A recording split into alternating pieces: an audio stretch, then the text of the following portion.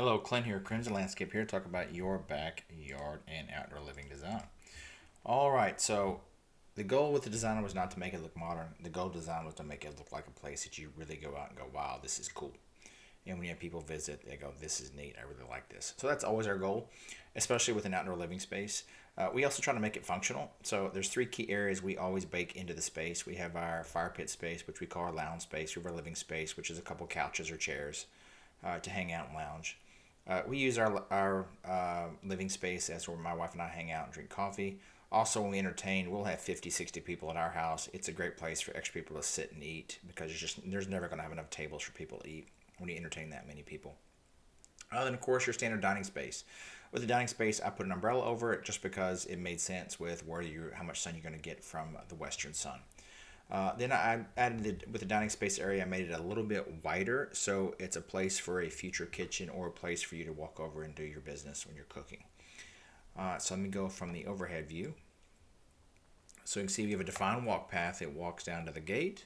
Then we have a defined walk path that walks over to the two critical areas, which is the living space, then the dining space. So it's a defined space. Your furniture fits quite nicely. As mentioned, we always do squares and rectangles just because we fit better in squares and rectangles. Excuse me. Then add a little bit of flair with it with a landscape bed here. We can certainly delete that if you don't want the landscape bed, so just the gravel would stop a bit short. I thought the landscape bed just created a nice little bit of color and texture closer to the house. And these are soft points on this particular yucca, so it's real safe for the dogs and kids. Okay, let me turn from a different angle. And there you go.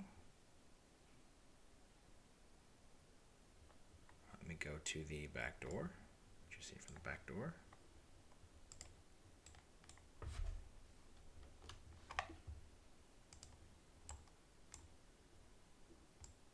There we go.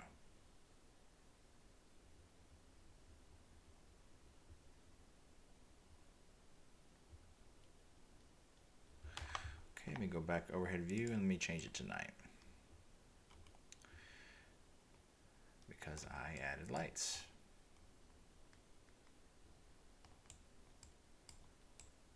There we go. Okay, there it is at night. These lights are certainly optional. We can do string lights as well if I do string lights from the house.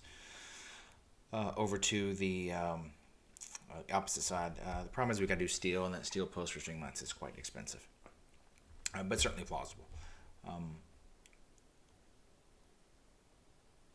Let you pause and look at it a second. All right, I think that's about it. Pretty easy to install this from a start to finish standpoint. I would say probably 2 days to demo, haul off old, 1 day to prep. Then we, after inspections, then we pour. 14 days for the concrete to cure. That's our standard. Then we come finish it up. So I would say from beginning to end, I would allocate 3 weeks, assuming the weather is dry. And certainly a pretty easy and quick project for us. All right, let me pause here, send you this video, and if you have questions, just let us know. And or if you're a first-time guest seeing one of our videos, you can check us out at crimsonlandscape.com.